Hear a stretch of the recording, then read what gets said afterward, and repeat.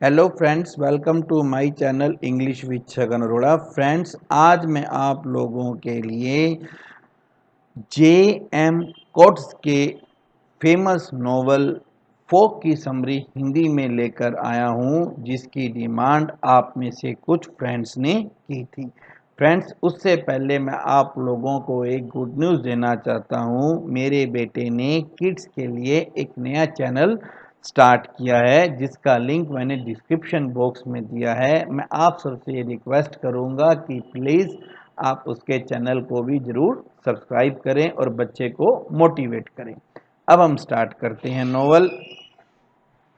तो जे M quotes को इस वक्त 2003 का नोबेल प्राइज मिला था। बहुत ही फेमस राइटर हैं और ये क्वेश्चन एनटीए नेट एग्जाम में कई बार आ चुका है। ये जो नोवेल है ये डैनियल डेफो के लिखे हुए फेमस नोवेल रॉबिन्सन क्रूसो के प्लॉट के आसपास ही घूमता है। मैंने डिस्क्रिप्शन में डेनियल डेफो के इस नोवेल रॉबिन्सन क्रूसो पर जो मैंने वीडियो बना रखा है, मैंने उसका लिंक भी डिस्क्रिप्शन बॉक्स में दे दिया है। इस नोवेल को साउथ अफ्रीका में बहुत ज़्यादा क्रिटिसाइज किया गया था। इसे पॉलिटिकली इररेलेवेंट माना गया था।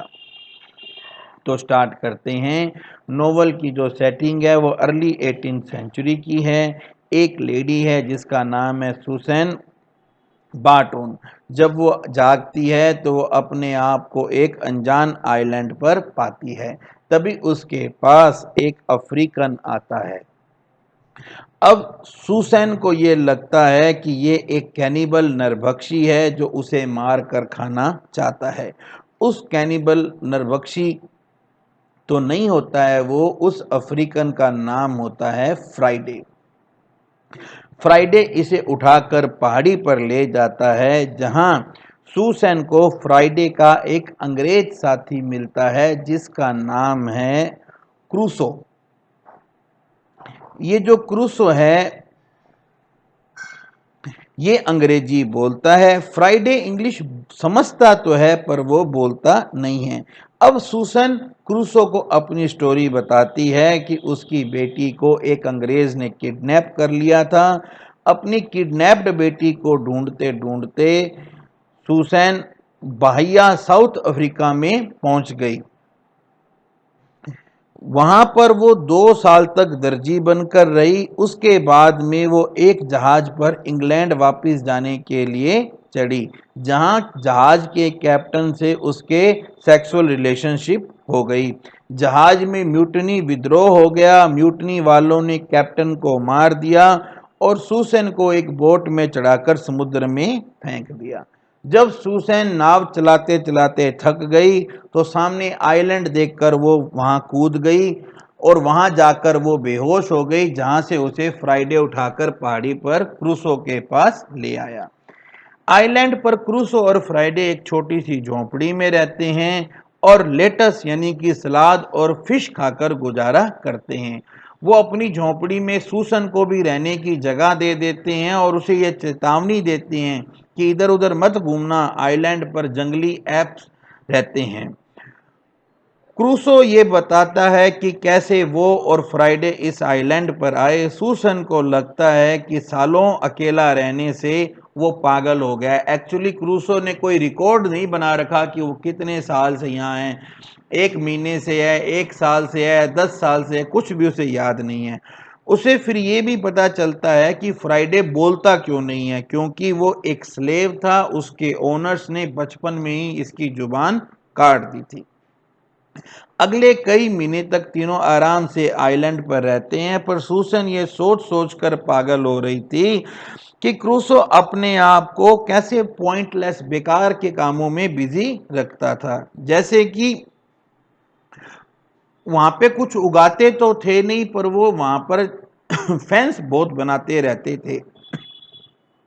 एक दिन क्रूसो ने सुसन के साथ सेक्स की कोशिश की, जिसका पहले तो सुसन ने विरोध किया क्योंकि उसे जहाज में हुए सारे ट्रॉमेटिक सीन याद आ गए। पर बाद में उसने कहा कि अगर तुम सेक्स करना चाहते हो तो कर सकते हो, पर क्रूसो ने कभी दोबारा कोशिश नहीं की। क्रूसो को बार बार बुखार आ रहा था, उसको बुखार के दौरे पड़ते थे। इस तरह से 1 साल गुजर जाता है और अंत में एक जहाज उन्हें बचाने आ जाता है।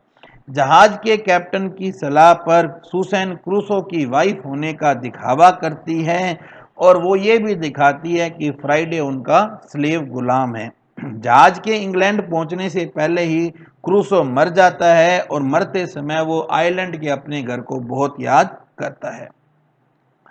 लंदन में सुसैन मशहूर राइटर डैनियल फो से मिलती है। नाम देखिए डैनियल फो, एक्चुअली डैनियल डेफो का ओरिजिनल बर्थ नेम तो डैनियल फो ही था, बाद में उन्होंने डैनियल डेफो रखा था। तो वो डैनियल फो से मिलती है और उससे अपनी स्टोरी, वो कहती है कि आप मेरी स्टोरी को नोवेल लिखो। पर दोनों बुक के कंटेंट पर बहस करते हैं। सुसैन चाहती है कि स्टोरी इस बात पर फोकस करे कि कैसे वो, क्रूसो और फ्राइडे आइलैंड पर जिंदा रहे। फो सोचते हैं कि रीडर स्टोरी से बोर हो जाएंगे। वो कहता है कि स्टोरी बाहिया साउथ अफ्रीका में गुजारे गए टाइम पर फोकस करो, जिसे सुसन मना कर देती है। एक दिन जब सुसन फोक के घर जाती है तो उसे पता चलता है कि फोक कर्जदारों से बचने के लिए घर से भाग गया है। वो और फ्राइडे फोक के घर रहने लग जाते हैं।